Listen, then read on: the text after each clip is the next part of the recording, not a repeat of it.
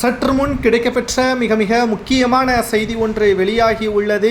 ஸ்டாலின் மீது நீதிமன்றத்தில் வழக்கு தொடரப்போவதாக ஆளுநர் மாளிகையிலிருந்து தகவல்கள் வெளியாகி உள்ளது. தமிழ்நாடு ஆளுநர் RN ரவி அவர்களை இன்று கடுமையாக விமர்சனம் செய்துள்ளார் திமுகவின் தலைவரும் தமிழக முதல்வருமான ஸ்டாலின் அவர்கள். தமிழகத்தில் ஆளுநராக செயல்படக்கூடிய RN ரவி அவர்களது பதவிக்காலம் முடிவடைந்து 5 மாதங்கள் ஆகிறது. இன்றும் அவர் எதற்காக தமிழகத்தில் பணியாற்றுகிறார்?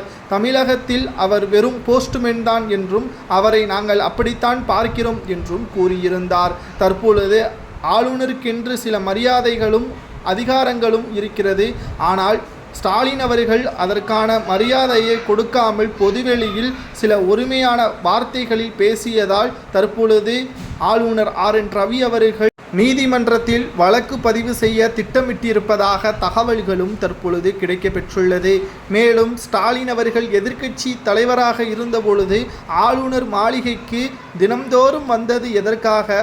அதிமுகவின் பதவியை மாற்ற வேண்டும் என்றும் அதிமுகவினருக்கு எதிராக போராட்டத்தை நடத்துவதற்கும் ஆளுநரை பார்த்தது எதற்காக என்று தமிழக பாஜகவின் முன்னாள் தலைவர் தமிழிசை சவுந்தரராஜன் அவர்களும் கூறியிருந்தார்.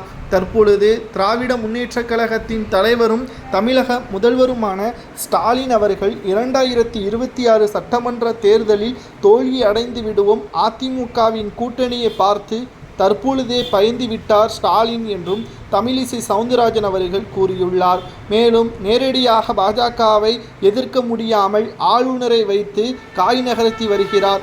உச்சநீதிமன்றத்தில் ஆளுநர் RN ரவி அவர்கள் கையொப்பமிடாத மசோதாக்கள் ஸ்டாலினுக்கு சாதகமாக வந்துவிட்டது என்பதை மனதில் வைத்துக்கொண்டு தற்பொழுது எல்லோற்றிலும் வெற்றியடைந்து விடலாம் என்று நினைத்து கொண்டிருக்கிறார்.